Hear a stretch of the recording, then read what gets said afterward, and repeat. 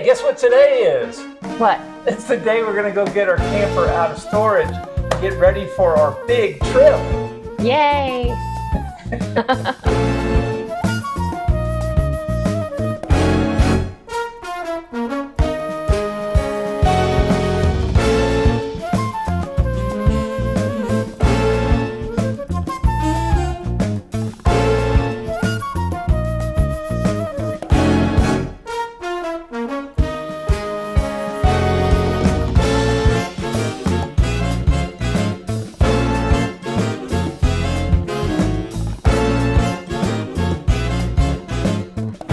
Hey, today's an exciting day. Today's the day we head out on our big summer trip for about 7 weeks going across the western United States.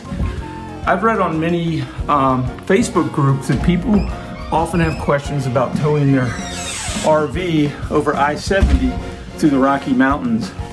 And today we're going to do that. We live here just south of Denver, and we're going to tow our 22 MLE with our F-150 3.0 liter engine and has max tow package.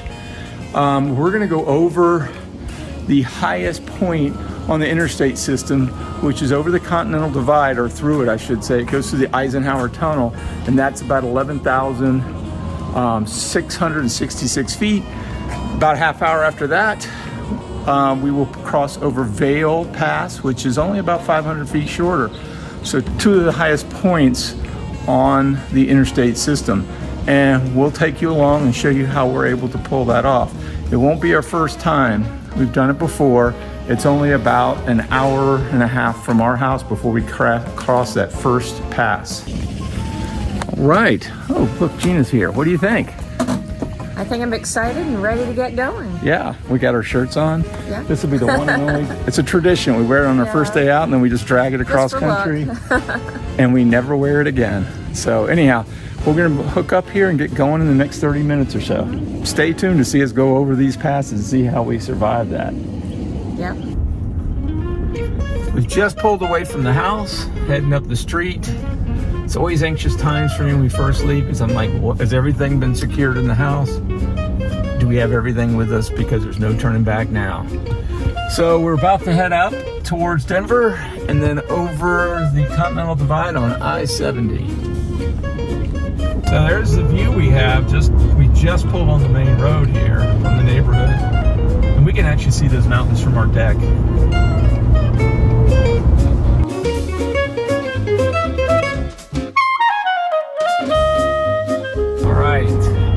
Things I want to say. We're on I-70 now. We're approaching Floyd Hill. That's going to be your first real challenge when you're driving on I-70, because what's going to happen is we're going to narrow down from 3 lanes to 2 lanes, and it's a nice steep downhill stretch, and it's just east of Idaho Springs.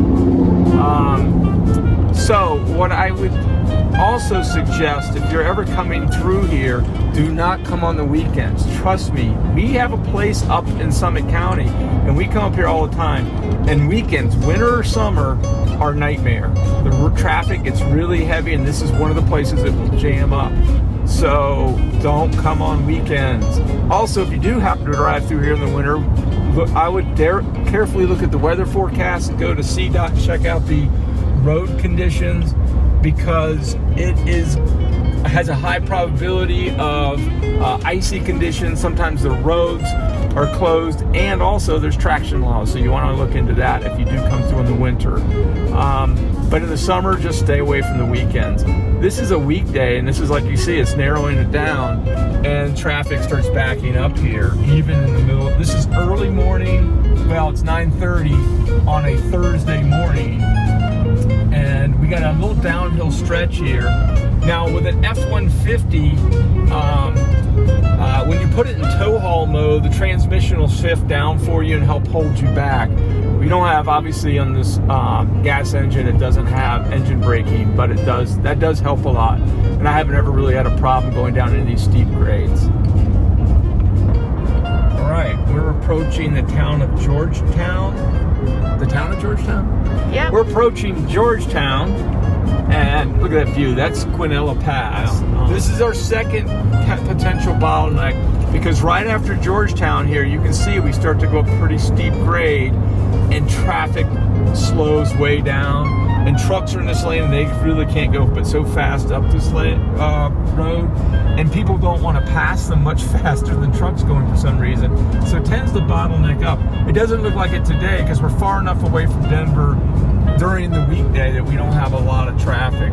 Now, one thing I want you to take note of, I just have this set on cruise control. I often don't do it in the mountains, but right now there's not much traffic. It seems to be doing just fine. That as we go up this grade, the engine is having no problem pulling us up this grade, and we're at about 3,000 RPMs. So it's not really a hard thing to pull up. Now, really, I know a lot of people argue, what you really have to concern yourself with is stopping. And I agree. So when we do the downhills, you stay in the right lane, you go nice and slow and let everybody pass you. Like I said, my experience is the transmission's done a good job slowing us down and keeping us under control. The next big hurdle is crossing under the Continental Divide through the Eisenhower Tunnel. This marks the highest point on the interstate system. You enter the east portal at 11,013 feet and exit the west portal at 11,158 feet. Both the approach from the east and west is about 7%. You will drop about 2,000 feet in 10 miles as you head from the tunnel to the town of Silverthorne. I accidentally deleted all the footage of our descent, but I would recommend to stay in the far right lane, there are 3 lanes, and let the transmission and engine do the work and slow you down. As you can see, when I was climbing up to the Eisenhower Tunnel and Vail Pass, both the engine and transmission temperatures were normal, and my engine RPM ran between 2,000 and 3,000 RPM.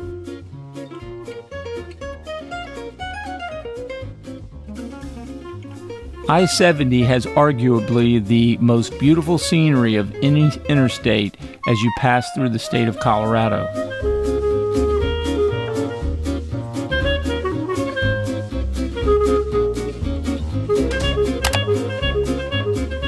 Our final destination was the small town of Moab, Utah.